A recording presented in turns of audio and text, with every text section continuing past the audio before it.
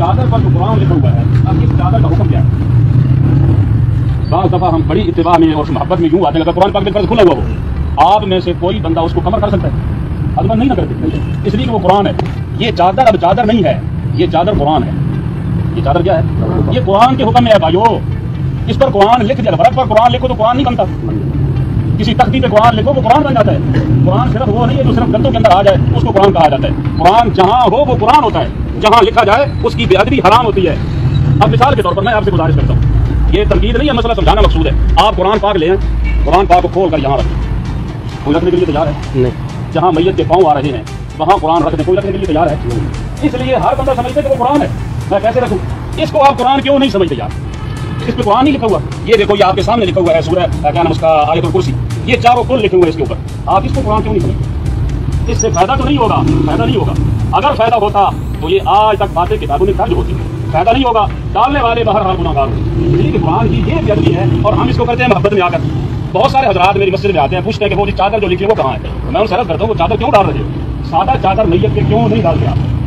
कुरान वैसे अगर वर्कों के अंदर हो, क्या वर्कों को आप अलग अलग मैयत पर डाल देते हो? नहीं डालते। चादर को क्यों डालते हो जो कुरान पाक से लिखी हुई है? कुरान पाक दर्ज है वहाँ, तो जहाँ कुरान के अल्फाज लिख दिए जाएं, सूरत लिख दी जाए, आयात लिख दी जाए, भाइयों वो कुरान के हुक्म में चली जाती है, तो कुरान है।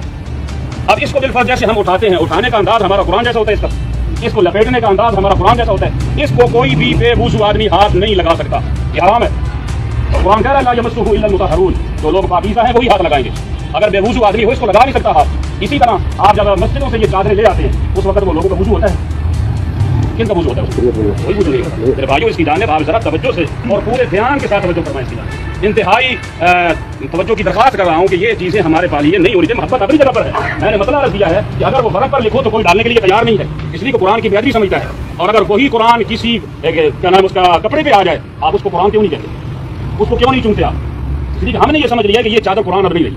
भाइयों, ये कुरान है, इस पे कुरान की आयात लिखी हुई है, पूरी सूरतें लिखी हुई हैं, ये कुरान ही के हुक्म में चला गया है। अब इसको कोई बेअदबी के साथ नहीं उठा सकता, कोई बेवुज़ू इसको हाथ नहीं लगा सकता। कोई भी पाँव की जाने, मिसाल के तौर पर जिंदा आदमी हो, जिंदा आप सो रहे हैं, पहले आप डालें अपने ऊपर कोई दूसरी चादर, उसके बाद फिर वो चादर डालें जिसके ऊपर कुरान लिखा हुआ है, कोई डालने के लिए तैयार है? नहीं तैयार।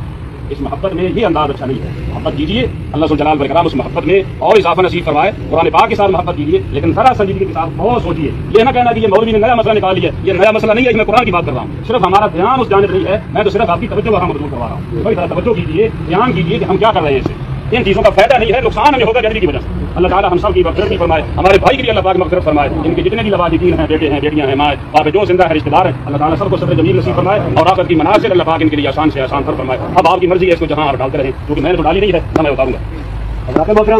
मरहूम रसूल का अगर किसी के साथ